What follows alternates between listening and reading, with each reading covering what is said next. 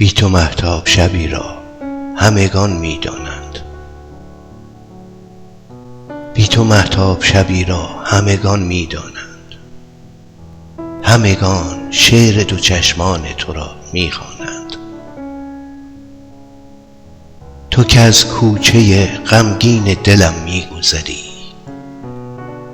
تو که از راز دلم با خبری، تو چرا رسم وفایت گم شد، برق چشمان سیاهت گم شد. با تو هم ای مه مهتاب شبان، با تو ای زلف پریشان جهان.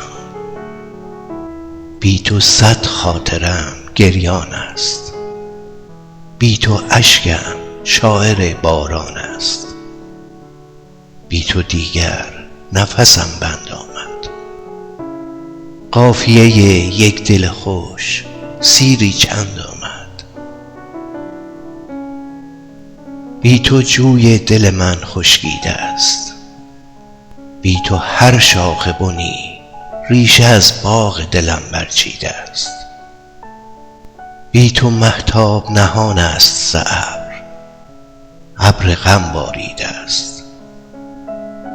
با تو گفتم با شرم، با تو گفتم از دل، با تو از قصه عشقم گفتم و تو در اوج سکوت با نگاهی پر تردید و خمود گفتی از عشق حذر کن. نفسم بند آمد، قافیه یک دل خوش سیری چند آمد. بی تو مهتاب شبی را باز هم می خوانم، چه تو باشی و نباشی باز هم می خوانم.